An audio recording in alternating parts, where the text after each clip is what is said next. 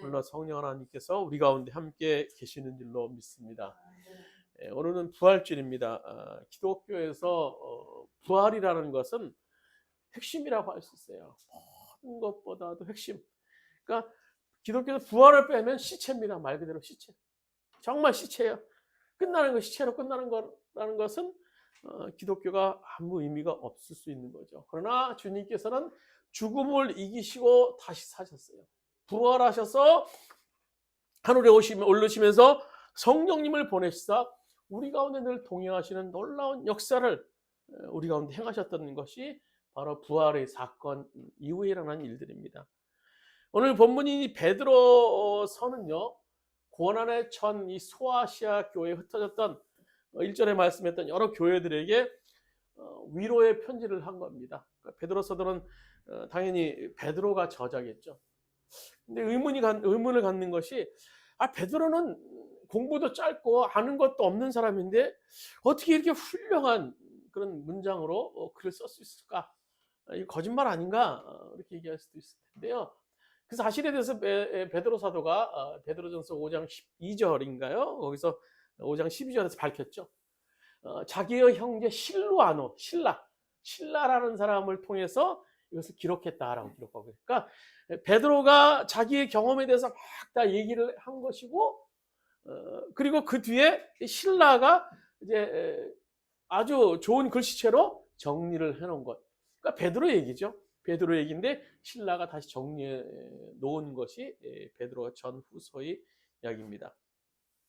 오늘 본문의 배경은요, 이제 네로 황제, 로마의 네로 황제로부터 시작되죠. 로마의 네로 황제가 이제 아주 폭군이었는데요. 시상이 떠오르지 않자 급기야는 로마 시내에 불까지 저질렀어요. 불을 저질러 놓고 불타오르는 모습으로 춤을 추면서 신을 지게 또 노래를 부르게 됐다라는 그런 역사서가 얘기가 있습니다.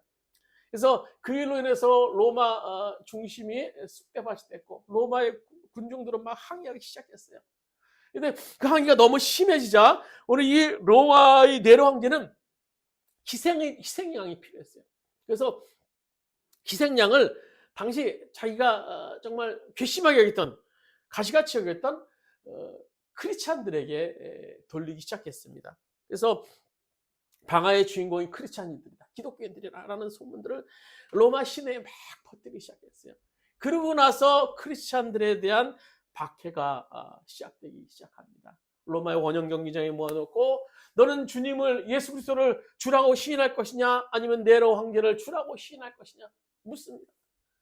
그 대답을 통해 수없이 많은 크리스찬들이 주님을 향하여 나는 주님을 주라고 고백합니다. 나는 로마 황제를 나의 주인이 아닙니다. 그 고백을 통해 수없이 많은 크리스찬들이 로마 원형 경기장에서 십자가에도 동물에게 찍혀 죽고 또 십자가 형태로 죽고 또 더러는 맹수의 밥이 되어서 몸뚱이 갈기갈기 찢기는 그런 죽임을 당하는 역사가 있었다고 합니다. 이런 말할 수 없는 그 핍박과 박해를 받게 되었던 그들에게, 그래서 신앙을 지키기 위해서 그들은요 이제 피난을 했어요. 내가 여기서 로마에서는 더 이상 내가 신앙을 지킬 수 없다. 그래서 그들이 갈갈이 찢겨져서 로마를 중심으로 해서 주변 흩어져서 신앙을 지키기 위해서 삶을 살았던 겁니다. 그래서 그 유적이 지금 나온 것이죠. 로마의 카타콤. 그러니까 로마 시민들의 지하 묘지예요. 우리는 뭐 지금 이렇게 땅에 묻거나 뭐 화장을 하거나 이런 형식인데 그들은 지하에 깊은 굴을 파서 수십 개의 굴을 파서 거기다 시체들을 이렇게 집어넣는 그런 스타일의 로마의 지하 묘지입니다. 그 지하 묘지에서 이 로마 카타콤이라고 하는데요. 그래서 신앙을 지키기 위해서 무려 250년 동안이나 크리스찬들이 모여서 그 미로와 같은 속에 모여서 예배를 드리고 하나님을 찬양했다고 합니다. 터키에 이 갑바도기아라는 곳이 있어요. 갑바도기아라는 그런 지하 암굴 도시인데요. 그곳에서 생활터전을 했는 지하 도시입니다. 그래서 데린구유라고 해서 무려 지하 20층의 깊이까지 그들은 팠어요. 지하 20층, 여러분 지상 20층 아파트 한번 생각해 보세요. 얼마나 높습니까? 근데 그들이 지하 20층까지 땅을 파고 120개의 방을 만들고 2만여 명이 생활하기 위해서, 그것은 거기서 먹고 자고 생활하고 예배를 드리고 신앙을 갖기 위해서 거기서 그들이 지하 굴을 파고 생활을 했다라고 합니다. 그러니까 많은 크리스찬들이 그 당시에 로마 네로의 박해, 로마의 박해를 피해서 이런 바위굴 속에서 또 지하 공동묘지에서 피신을 해서 신앙생활을 했던 겁니다. 깊은 굴 속에서 피신했던 그들은 아마 다시는 내 빛을 볼 수 없을 거야 라는 그런 생각도 했었을 거예요. 그럼 모여서 예배드리는 것이, 그들이 그렇게 그러면서 예배를 모여드리는 것이 생명으로 여겼던 겁니다. 나는 어떻게 해서든지 나 주님을 찬양하고 싶어, 주님을 예배하고 싶어 했던 것이 그들의 모습이에요. 그래서 당시 베드로 사도는요, 그들을 향해서 그래도 너희들이 낙심하지 말 것. 그게 지하굴을 팔고 지하 묘지에서 예배를 드리고 하나님을 찬양하고 있지만, 그래도 낙심하지 말아야 될 것을 예수 그리스도의 죽음을 이기고 3일 만에 부활하신 부활의 사건을 근거로 제시해 주고 계신 거예요. 절망이었던 그 순간, 모든 것이 끝났다고 생각할 때 그 순간에 예수 그리스도께서 너희를 위해서 부활하셨어 라고 말씀하시는 겁니다. 바울 사도가 이미 그 부활의 근거에 대해서 그 전에 고린도 전서에 기록하고 있어요. 우리 주보에 있는 말씀을 한번 보시겠습니다. 고린도전서 15장 4절에서 8절까지 말씀, 우리 한 목소리로 한번 읽도록 하겠습니다. 장사 지낸 바 되었다가 성경대로 사흘 만에 다시 살아나사 게바에게 보이시고 후에 12 제자에게와 그 외에 500의 형제에게 일시에 보이셨나니 그 중에 지금까지 대다수는 살아있고 어떤 사람들은 잠들었으며 그 외에 야고보에게 보이셨으며 그 외에 모든 사도에게와 맨 나중에 만삭되지 못한 나 같은 내게도 보이셨느니라.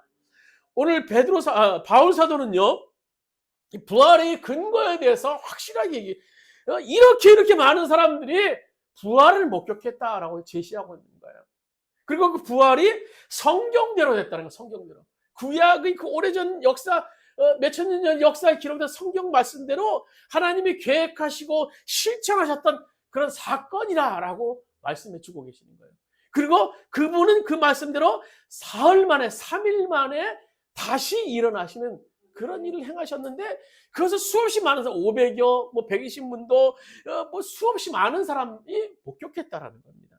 그래서 이 4절에 그 다시 살아났다라는 것은요, 현재 완료형으로서 그 당시에만 다시 살아난 하나님의 사건, 부활의 사건을 얘기하는 것, 단회적인 사건을 얘기하는 것이 아니라 현재까지 부활로 역사하신다라는 거예요. 그래서 부활로 역사하셨던 그 예수님께서 오늘 고린도전서 우리가 읽은 15장 8절에 보시면 바울 사도에게도 만삭되지 못한 내게도 보이셨다라는 거예요. 그건 뭐예요? 바울 사도는 예수님을 보지 못했어요. 그것은 뭔가 하면 예수님이 죽으셨지만 그 가운데 부활하신 주님을 바울 사도는요, 다메섹에서 실제로 만났다라는 거예요. 그런 의미에서 그 부활의 연속성에 대해서 바울 사도는 증거하고 있습니다. 그래서 오늘 본문은요, 이 부활을 통해서 하나님께서 우리에게 산소망을 주시고 또 영원한 기업, 유업을 또 보장해 주시고 또 우리의 고난을 통해서 유익을 주신다라고 베드로 사도가 말씀해 주시는 거예요. 그래서 이 고난 가운데 환난이 너희가 당하고 있지만 오히려 크게 기뻐하라라고 얘기를 하고 있어요. 이것이 당시 소아시아에 흩어진 교회들을 향한 이 베드로 사도의 격려의 말씀입니다. 그래서 오늘 말씀을 통해서 이 예수 그리스도의 부활이 흩어진 초대교회와 또 오늘 우리들에게 주시고자 하는 그 영광이 무언가 몇 가지 말씀해 주고 계신데요. 첫 번째는 3절에 보면 이렇게 말씀해 주고 계시고, 오늘 본문 3절에 보면 이렇게 기록하고 있습니다. 찬송하리로다 우리 주 예수 그리스도의 아버지 하나님이 그 많으신 긍휼대로 예수 그리스도의 죽은 자 가운데서 부활하심으로 말미암아 우리를 거듭나게 하사 산소망이 있게 하셨다라고 기록하고 있어요. 산소망이 있게 하셨다. 그냥 소망 정도가 아니라 산소망을 주셨다라는 거예요. 뭐로? 부활하심으로 말미암아. 죽으심으로 끝난 것이 아니라 죽은 자 가운데 부활하심으로 말하면 너희 가운데 산소망을 주셨다라고 말씀해 주는 거예요. 역사적으로 보면 예수님이 십자가 사건을 전후로 해서 이제 제자 공동체, 예수의 제자 공동체가 이제 풍비박산나죠. 당연히 뭐 예수님이 잡혀가시고 또 잡혀가셔서 그래서 또 나오실 거라고 소망을 했지만 돌아가신 거예요. 그러니까 뭐 예수님이 제자 공동체는 이제 필요 없는 거죠. 그래서 예수님과 함께했던 모든 제자들은 이제 그 몇 년간의 시간들을 하나의 꿈으로, 하나의 뭐 자기들이 가졌던 그런 어떤 그런 꿈으로, 추억으로 묻고 이제 고향으로 돌아가고 또 생업을 따라서 떠나갔습니다. 근데 놀랍게도 어느 한순간 제자들이 다시 예수님이 있었던 그 공간에 예루살렘에 모이기 시작합니다. 그리고 그들은요, 목숨을 걸고 이제 그 전보다도 예수님 계실 때보다 더 놀라울 정도의 능력을 해가면서 열성적으로 복음을 전하여서 이방 공동체, 더 나아가 세계에 복음을 전하는 그런 공동체로 거듭나게 됩니다. 무엇이 그들을 이렇게 변화하게 만들었을까요? 그것은 그들은 부활하신 주님을 만났기 때문이에요. 살아계신 주님을 만났어요. 그 주님이 그들에게 산 소망으로 역사하셨던 겁니다. 누가복음 24장에 보면요, 그 사건을 이제 기록한 제자의 모습 속에서 그 사건을 기록하고 있는데요. 예수님이 십자가로 돌아가시자 이제 귀향하는 제자들이 생겼죠. 그 성경에 엠마오로 가는 제자들이었어요. 얘기하고 있습니다. 근데 그들이 얘기를 나누면서 가는데, 그런데 어떤 사람이 한 사람이 그 두 제자 사이에 끼어서 얘기를 하는 거예요. 당신들은 그 얘기 무슨 얘기냐? 어떤 일이 있어서 그렇게 당신들은 지금 이렇게 고향으로 발길을 옮기느냐? 그죠? 근데 자세하게 자초지종을 설명을 하죠. 그래서 예수님께서는 구약의 성경 말씀, 여러 가지 성경 말씀을 다 제시를 하는 거예요. 그래 닫혀 있었던 그들의 제자들이 그 눈이 열리면서 우리에게 성경을 풀어서 말씀하신 분이 예수님이구나라는 사실을 그들이 깨달아요. 그들이 발걸으며 절망 속에, 좌절 속에서 이제 모든 것이 다 끝났다라고 투덜투덜 이제 제 고향으로 향하고 있었는데, 예수님과의 만남을 통해서 그분이 다시 살으셨다는 사실을 깨닫고 그 말씀 속에 놀라운 능력을 경험한 후에 다시 그들이 이제 예루살렘으로 발길을 돌리게 되죠. 그리고 다시 보이니까 제자들이 다 모인 것을 그들이 경험하게 돼요. 그 가운데 다시 예수님께서 또 오셨어요. 예수님이 그들 가운데 함께 하심을 경험한 후에 예수의 공동체가 이제 다시 시작됐던 거예요. 더 능력 있는 공동체로. 그래서 부활하신 예수를 만난 후에 복음을 위해서 생명을 거는 공동체로 거듭나게 된 거예요. 이것이 예수 부활의 공동체의 시작이었습니다. 우리도 사실 부활을 믿어요. 부활을 믿어요.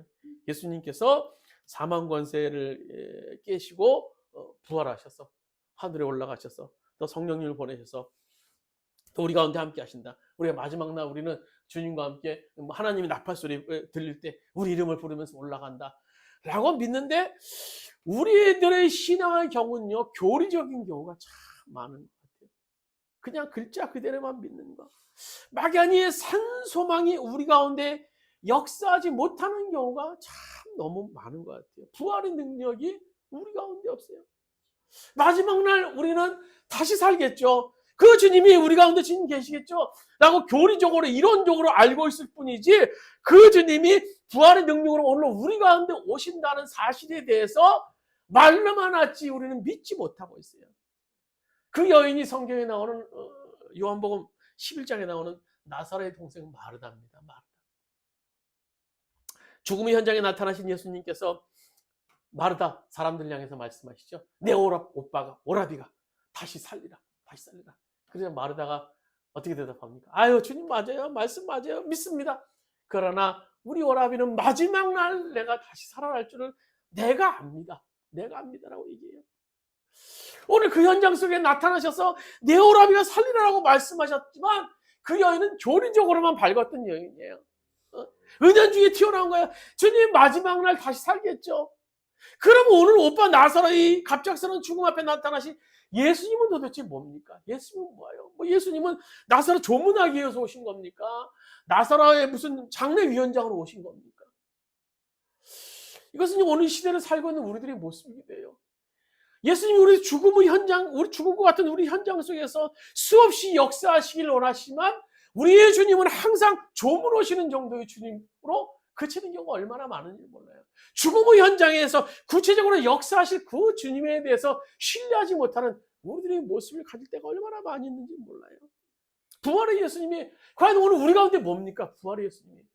오늘 사망 권세를 이기시고 부활하신 그 주님이 교리적으로만 주님이십니까? 마지막 날 가겠죠. 아니 그 주님이 우리 가운데 함께했어요. 말로만 하는 것이지 부활의 현장 속에서 우리 현장 속에서 역사하실 수 있는 그 주님에 대한 믿음이 산소마로 역사하실 믿음이 없다라는 거예요. 나사로의 죽음 현장에서 참석하신 예수님께서 그 현장의 문제에 대해서 직접적으로 개입하시죠. 그리고 죽어 썩어 냄새가 나는 나사로를 살리십니다. 그리고 그 현장에서 예수님께서는 그 유명한 말씀을 하시죠. 나는 부활이요 생명이니 살아서 나를 믿는 자는 영원히 죽지 아니하리라. 부활은요 교리적인 것이 아니에요. 지금도 부활로 우리 가운데 역사하시는 거예요. 우리가 절망 가운데 좌절 가운데 빠져있는 그 문제 속에서도 우리가 부활로 역사하실 주님을 소망할 수 있어야 되는 겁니다. 우리의 소망은요 산 소망이어야 되는 거예요. 오늘 주님께서는 이 베드로 사도를 통해서 우리들에게 산 소망, 부활의 능력은 산 소망으로 역사하실 것을 말씀해 주고 계세요. 우리가 눈만 조금만 열어도 부활하신 주님을 우리 삶의 현장에서 얼마든지 볼 수 있어요. 뭐 저만 봐도 얼마나 소망이 없고 뭐 정말 죽은 것 같은 그런 자였습니까? 그러나 부활의 증거를 통해서 부활을 통해서 제가 부활의 증인이 될 수 있었어요. 또 우리 주원교회요 자체가 부활의 증거 아닙니까? 부활의 증거. 주님은 지금도요 부활하신 주님께서 지금도 부활로 우리 가운데 역사하세요. 그런데 우리는 왜 이렇게 무력합니까? 왜 이렇게 문제 앞에 좌절하고요? 왜 쓰러집니까? 부활로 역사하신 주님에 대해서 우리는 믿지 못하기 때문이에요. 우리 그래서 너무나 무력해요. 오늘 성경은 말씀합니다. 죽은 자 가운데서 부활하신 그리스도 능력으로 말미암아 우리를 거듭나게 하사 산 소망을 주셨느니라. 그래서 주님께서 우리에게 주실 영광 첫 번째는 산 소망을 주셨다는 거예요. 두 번째는요. 우리 4절 말씀 한번 같이 한번 읽도록 본문 4절입니다. 썩지 않고 더럽지 않고 쇠하지 아니하는 유업을 잊게 하시나니 너희를 위해 하늘에 간직하신 것이라. 그 개역 한글 버전은 기업으로 얘기를 하고요. 오늘 이제 개역 개정판은 유업으로 얘기를 해요. 뭐 기업 유업, 유업이라는 것은 물려받는 것을 유업이라고 하죠. 그래서 영어 성경에는 inheritance라고 그래가지고 상속받은 재산 이렇게 얘기를 하는데 좀 넓은 의미로 기업. 우리 모든 거 사실 뭐 주님이 물려받은 것이죠. 주님께 자녀로서. 그런데 이 기업이라는 말이 좀 더 포괄적인 의미가 있는 것 같아요. 그래서 당시 이 소아시아에 흩어진 교인들 또 초대 크리스찬들은요 서두에 말씀드렸던 것처럼 큰 박해를 해서 자신들이 모든 기업이 무너졌어요. 자신들이 모든 것이 다 무너졌어요. 아마 어떤 사람은요 자기 자식이나 자기 아내가 자기 뭐 부모가 네로의 칼날에 순교하는 것을 목격한 사람도 있었을까요? 그들은 자신의 모든 기업이 다 무너지는, 다 포기하고 그래서 암굴 도시에 또 카타콤에 숨어서 예배를 드리는 그런 삶을 살게 됐던 겁니다. 그러나 우리와 다르게 이 무너져가는 기업 앞에서 초대 크리스찬들이 드렸던 놀라운 고백이 오늘 성경에 기록되어 있어요.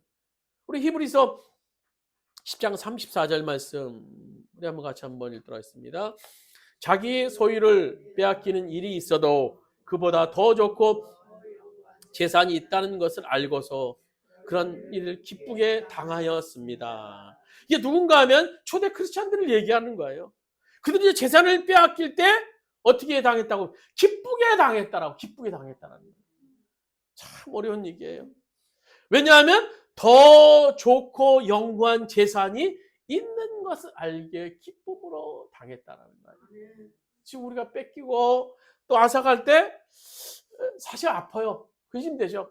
그러나 우리가 생각해보면 더 놀라운 것이 있다는 것을 알 때 그 위에 기뻐할 수 있다는 거예요. 여러분 천국을 본 사람은요. 이 땅의 것에 연연하지 않습니다. 여러분. 연연하지 않아요. 여러분 바울 사도가요. 다메섹에서 주님을 만난 후에 천국을 경험하게 되죠. 그래서 고린도서 10장 4절에 보면요. 그는 천국을 경험하고 이렇게 고백합니다. 그가는 여기서 바울 사도입니다. 바울 사도가 낙원에 이르러 가서 말로 표현할 수 없는 말을 들으니 사람이 가히 이르지 못할 말이로다. 바울 사도가 3층에 올라 천국을 경험했어요. 근데 그 경험한 세계가 너무 놀라워서 자기가 가진 언어로 도대체 설명할 수 없을 정도로 정말 영광, 놀라운 일이라는 겁니다. 이런 하늘나라를 경험한 바울 사도에게 이 땅의 것이 뭐였습니까? 배설물 정도밖에 지나지 않았다. 오물. 너무너무나 영광스러운 그것을 목격하고 나니까 이 땅의 것은요 정말 웃어 보인 거야. 하찮아 보인 거야. 그래서 바울 사도 이 땅의 것 배설물 여길 정도로 그는 하나님 나라를 위해서 하나님을 위해서 온 충성을 하는 그런 사도로 변화하게 됩니다. 주님께서 감추인 보화를 통해서 그 믿음을 더 강화시키죠. 마태복음 13장 44절에 보면 우리 한번 같이 한 목소리 읽도록 하겠습니다. 주보했습니다. 천국은 마치 밭에 감추인 보화 같으니 사람이 이를 발견한 후 숨겨두고 기뻐하며 돌아가서 자기 소유를 다 팔아 그 밭을 사느니라. 이 고대 팔레스타인 지역에는요 굉장히 전쟁도 잦았고 변화도 잦은 상황이었어요. 그래서 좀 있는 사람이 귀중품을 보관하기는 상당히 어려운 상황입니다. 언제 적들이 침범해서 귀중품 뺏어가고 또 이제 이사 갈 수도 도망가야 되는 상황이기 때문에. 그래서 귀중품을 보관할 수 있는 유일한 방법이 땅 속에 깊이 묻어놓는 거예요. 그래서 표시를 해놓고 이제 땅 속에 자기 집 밑이나 밭에 이렇게 막 깊은 곳에 숨겨놨겠죠. 그래서 세월이 흐르다 보면은 또 전쟁 속에 도망가고 또 그 사람이 죽고 또 이제 머리가 안 좋아서 또 잊어버리고 그러다 보면 그 밭에 숨겨놓은 그 보화를 잊게 되는 거예요. 그래서 때마침 그 밭에서 일하는 일꾼이 밭을 갈다가 금은보화를 종종 발견을 했다고 해요. 근데 금은보화를 발견하고서 보니까 너무 귀하니까 그 밭을 돈 주고 주인에게 샀다라는 겁니다. 금은보화가 그 밭보다 더 귀하기에 그는 기쁨으로 망설이지 않고 자기 모든 소유를 다 팔아서 그 밭을 샀다라고 얘기를 하는 거예요. 빨리 가서 그 밭을 다 샀다 기뻐하면서 그 밭을 샀다라고 오늘 성경은 얘기해 주고 계신 거예요. 여러분 좀 더 쉽게 말씀드릴까요? 여러분이 주식 투자를 하시죠. 주식 투자를 하는데 어떤 주식이 몇천 원짜리 주식이 있어요. 너무너무 확실한 정보를 통해서 얘기를 들은 거예요. 앞으로 이 주식이 며칠 뒤에 몇만 원짜리로 뜰 겁니다. 그럼 여러분 어떻게 하시겠습니까? 그 확실한 정보 그걸 믿고 아마 여러분 기뻐서 막 모든 재산을 다 털어서라도 막 그 주식을 사려고 막 할 거예요. 망설이지 않으실 겁니다. 기뻐하며 자기 소유를 다 팔 정도로 그렇게 하실 것입니다. 바로 천국을 발견한 사람은 이 땅의 것에 대해서 연연하지 않아요. 좀 빼앗겨도 더 좋고 영구한 것이 있음을 알기에 기쁨으로 당합니다. 그 천국에 대해서 오늘 본문 더 구체적으로 4절에 얘기해 주고 계시죠. 우리 본문 4절 말씀 우리 한번 같이 한번 읽다 4절입니다. 썩지 않고 더럽지 않고 쇠하지 아니함을 유업을 잊게 하시나니 곧 너희를 위하여 하늘에 간직하신 것이라. 하늘나라 기업은요 썩지 않는 영원한 기업입니다. 하늘나라 기업은 더럽힐 수 없는 거룩한 기업입니다. 하늘나라 기업은 쇠하지 않는 불멸의 유업을 우리를 위해서 예배해 놓으셨다라는 겁니다. 여러분 이 초대 크리스찬들이 그렇게 담대하게 순교할 수 있었던 그 배경 그것이 어디서 나온 줄 아십니까? 야생의 동물의 밥이 되고 몸뚱이가 막 저기 갈기갈기 찢어지고 그러면서 신앙을 부인하지 않고 찬양하면서 원정 경기장에 들어가고 하여튼 초대 교인들이 담대함 그것은 바로 천국을 신앙하는 믿음 때문이었어요. 이 천국이라는 것은요 하늘나라에 영향을 줄 뿐만 아니라 오늘 삶을 바꿉니다. 천국을 믿는다면요 오늘 우리 삶이 달라져야 돼요. 천국을 믿는다면요 오늘 우리가 바뀌어야 돼요. 집착하는 거, 연연하는 거, 우리들 삶이 바뀔 수 있어야 되는 겁니다. 내가 이 땅에서 손해를 봐도 지금 당장 잃어버려도 주께서 영원한 것을 준비하셨기에 초연할 수 있게 되는 거예요. 오늘 이 부활의 아침 주님께서 우리에게 산 소망으로 역사하시고 떠올라서 천국의 소망도 우리에게 부활의 복으로 주실 줄 믿습니다. 오늘 이 소망이 우리 가운데 있어야 돼요. 주님 나에게 산 소망도 주시고 천국의 소망도 아울러서 주님께서 허락하셔서 이 부활의 복, 부활의 영광을 내가 받기로 합니다. 또 마지막으로 그들에게 주셨던 영광이 뭡니까? 7절에 기록하고 있죠. 7절 오늘 본문 7절 말씀 같이 한번 읽도록 하겠습니다. 너희 믿음의 확실함은 불로 연단하여도 없어질 금보다 더 귀하여 예수 그리스도께서 나타나실 때 칭찬과 영광과 존귀를 얻게 할 것이라. 연단이 무슨 부활의 영광입니까? 연단이 뭐 부활의 영광이겠어요? 참 연단은 힘든 거죠. 시험은 힘든 겁니다. 기독교 영성학자, 신학자 리차드 포스터라는 사람이 연단에 대해서 이렇게 말합니다. 어둠 밤 없이 영적인 성숙을 바라는 것은 훈련 없이 챔피언이 되려는 운동선수와 같고, 깊은 사고 없이 위대한 책을 쓰려는 작가와 같다. 여러분, 시련이 없이 믿음은 절대 강화되지 않습니다. 시련의 끝에는 우리가 만날 수 있는 분은 바로 예수님이세요. 주님을 그곳에 계세요. 우리가 고난이 오면요, 고난을 통해서 반드시 체험할 수 있는 유익 중에 하나는요, 내 신앙이 강화된다는 거예요. 고난을 지나고 나면요. 참된 성도라면요, 고난을 통해서 더 순도를 높일 수 있어요. 더 주님을 향하게 되고, 더 주님만 의지하게 되고, 주님과 동행하는 삶을 살 수 있어요. 그래서 오늘 6절에, 본문 6절 베드로 사도가 이렇게 고백하고 있죠. 그러므로 너희가 이제 여러 가지 시험으로 인하여 잠깐은 근심하게 되지 않을 수 없었으나 오히려 크게 기뻐하도다. 여러 가지 시험, 형형색색 컬러풀한 시험, 우리 땅에 당하는 여러 종류의 시험이 있어요. 뭐 건강으로 인해서 당하는 그 시험, 인간관계 속에서 당하는 시험, 경제적인 시련, 이런 형형색색의 시험을 우리가 만나지 않습니까? 이런 고난 앞에 우리가 서지 않습니까? 이 시험 앞에서 누구나 근심할 수 있어요. 그러나 이 시련을 통해서 이 시련과 비교할 수 없는 큰 믿음의 유익이 오늘 우리에게 있는 것을 알 때 우리가 어떨까요? 그렇다고 해도 시련은 참 달갑지 않아요. 참 원하고 싶지는 않습니다. 그러나 분명한 것은요, 연단의 과정을 통해서 우리의 믿음이 성장한다는 거예요. 연단의 과정을 통해서. 그래서 오늘 공동번역 1장 7절을 우리 주보에 있는 말씀 한번 같이 읽었습니다. 공동번역 우리 1장 7절 말씀 같이 한번 읽도록 하겠습니다. 주보에 있습니다. 그것은 여러분의 믿음을 순수하게 만들기 위한 것입니다. 결국 없어지고 말 황금도 불러 연단 받습니다. 이거 뭘 얘기하는 거야? 시험을 얘기하는 거 앞에 6절에 여러 가지 시험으로 인해 잠깐 근심하게 될 수 있다라는 것을 얘기하는 거예요. 그것은 여러분의 믿음을 순수하게 만든다는 겁니다. 결국 황금이 없어지고 말 황금도 불러 단련받습니다라고 얘기해요. 시련은요, 결국 우리 믿음을 순수하게 순수하게 순도 있게 만들어요. 황금이 순수해질 수 있었던 것은 뭡니까? 황금 그 자체가 아니라 뜨거운 불이 있었기 때문에, 연단이 있었기 때문에.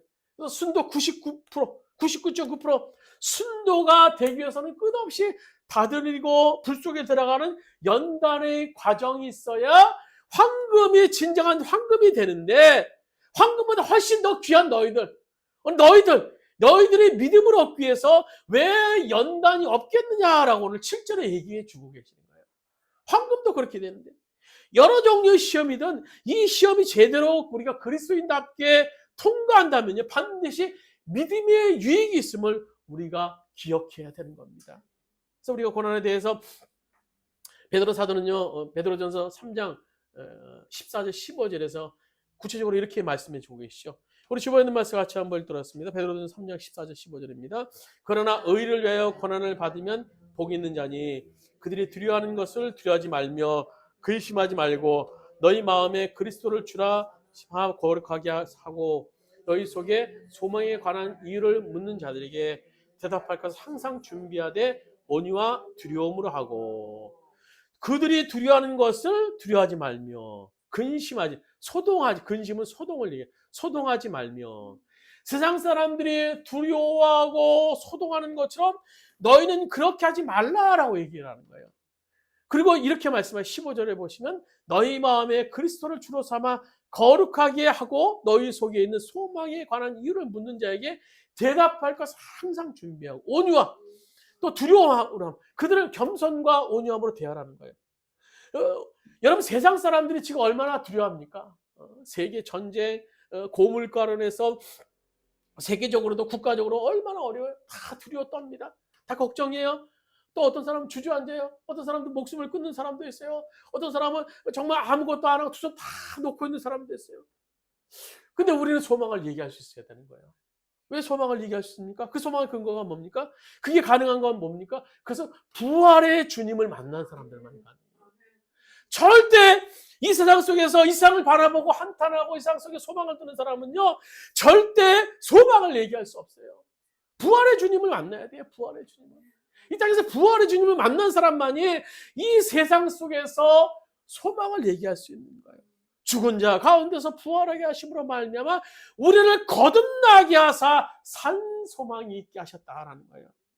그 주님은요, 어제나 오늘이나 동일하게 역사하시는 분이십니다. 무에서 유를 창조하신 분이에요. 카오스 상태, 우리 이 세계가 혼돈의 상태, 죽은 상태, 그 상태였지만 주님께서는 생명을 불어넣으셔서 이 지구를요, 오늘 이 자연 상태로 만들어 오시는 거예요. 죽은 자를 살리신 분이십니다. 에스겔 골짜기 마른 골짜기를 마른 막대기, 마른 뼈들에게 명하사 큰 군대를 이루신 분이 바로 오늘 주님이십니다. 이 주님을 우리가 부활의 주님으로 믿기에 오늘 불가능해 보이는 우리들의 현실의 문제 앞에서도 좌절하기보다 소망을 가질 수 있게 되는 겁니다. 말씀을 맺도록 하겠습니다. 예수님의 부활은 단순히 부활절 예배 때만 생각하는 것으로 끝나서는 안 됩니다. 부활의 역사는 지금도 우리에게 나타나고 있어요, 여러분. 매일마다 여러분, 우리가 부활을 경험해요. 우리가 죽은 것 같은 밤사이에, 우리가 죽은 것 같은 우리들이 몸 아닙니까? 몸 아닙니까? 근데 어떻게 돼? 아침 되면 반드시 우리 눈을 떠요. 그것도 부활의 역사입니다. 얼마나 지금 수없이 많은 세계 많은 사람 곳곳에서요, 부활의 역사를 경험하지 못하는 경우가 많은지 몰라요. 근데 우리는요, 자다가도 죽은 것 같지만 깨어나요. 그것이 부활의 역사예요. 또 컴컴한 한밤중이 있지만 반드시 어떻게 됩니까? 반드시 태양이 떠올라요. 그것도 부활의 역사예요. 여러분, 한동안 죽은 것 같은 그 자연, 다 누렇게 다 죽은 것 같은 그런 자연, 대지 속에서도 이제 봄이 되니까 푸릇푸릇 돋아나고 꽃이 피는 것, 그건 뭡니까? 부활의 사건이에요. 부활의 사건. 오늘도 하나님 앞에 나와서 말씀을 듣고 은혜 받고 새 생명 얻은 자를 통해서 부활의 사건은 계속되고 있는 겁니다. 그래서 오늘 이 아침에 우리도 이 부활의 말씀을 듣고 깨달아 하나님의 영광을 경험할 수 있는, 부활의 영광을 경험할 수 있는 우리가 되기를 합니다. 그래서 산소망이 넘쳐나며 하나님 나라를 기업으로 소유하며 힘든 연단의 과정을 통해서 주님이 보시기에 아름다운 그런 믿음을 소유할 수 있는 우리 모두가 될 수 있기를 주님의 이름으로 소망합니다. 우리 말씀을 생각하시면서 잠시 합시면서 한번 기도드리시겠습니다. 주님, 부활의 주님, 오늘도 우리에게 역사해 주시옵소서. 내 삶 가운데 역사해 주시옵소서. 내 삶 구석구석 가운데 주님 역사해 주시옵소서. 우리 가정에 역사해 주시옵소서. 우리 자녀 가운데 역사해 주시옵소서. 우리 주원 가운데 우리 주원교회 가운데 역사해 주시옵소서. 부활의 주님, 부활의 주님, 그 주님, 살아나신 주님이 오늘도 우리 가운데 살게 해 주시옵소서. 우리 주여 한번 외치고 합시면서 통성으로 기도드리셨습니다. 주여, 아버지 하나님, 오늘 이 부활의 아침, 부활의 주님이 우리 가운데 역사하여 주시옵소서. 부활의 주님이 우리 가운데 역사하여 주시옵소서. 주님은 사셨습니다. 다시 사셨습니다. 사망 권세를 이기시고 제자에게 나타나시고 120분들에게 나타나시고 수없이 많은 사람이 나타나셔서 아버지 부활의 주님으로 그들을 만드셨습니다. 부활의 주님 오늘도 우리 가운데 함께 하십니다. 아버지 내가 세상 끝날까지 너와 함께 하시는 말씀하시고 그 주님을 우리가 소망할 수 있도록 주님하십시오. 우리의 삶은 어렵습니다. 우리 삶은 어둡습니다. 우리 삶은 소망이 없습니다. 그러나 부활의 주님을 우리가 소망합니다. 부활의 주님을 갈망합니다. 사망 권세를 이기시고 사흘 만에 부활하셔서 우리가 가운데 오셨던 그 주님을 우리가 소망합니다. 여호와의 역사에 오십시오. 우리가 아버지 그 주님을 바라볼 수 있도록 주님 역사에 그 주님을 소망할 수 있도록 아버지 우리가 함께 하시옵소서. 여호와의 아버지여 주님 바라봅니다. 주님 동행하여 주옵소서. 주님 인도하여 주옵소서. 주님으로 우리 가운데 역사하여 주옵소서. 주님 아버지 믿습니다. 주님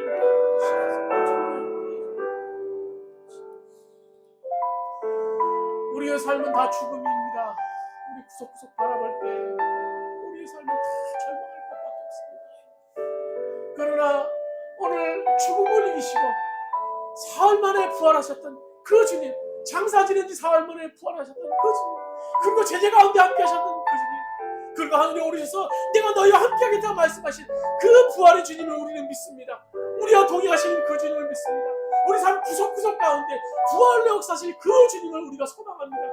우리가 산소망을 주신 그 주님을 바라보면서 우리가 좌절하지 않게 하시옵소서. 절망하지 않게 하시옵소서. 죽은 것 같은 우리의 삶 가운데 역사하실 그 주님을 소망하며 산소망을 가질 수 있는 우리 모든 주원의 성도들 될 수 있도록 주님께서 역사하여 주시옵소서. 이제는 우리 주 예수 그리스도의 은혜와 하나님 아버지의 은혜하신 살아가심과 보혜사 성령님을 감화 감동 내시고 내주 교통하시는 주님, 오늘 부활하사 산소마을 우리 가운데 역사하신 그 주님이라고 말씀하셨던 그 주님을 바라면서 소망하면서 오늘 죽음과 같은 우리 삶 가운데 역사하실 주님을 바라면서 부활로 역사하실 그 주님을 바라면서 소망 가운데 산소마을 가운데 삶을 살게 하는 우리 모든 초원의 성도들 위해 또 그 가정의 사업장과 직장의 이민족이 이 모든 교회들 위해 이제부터 오늘까지 함께 하시기를 간절히 축원하옵나이다.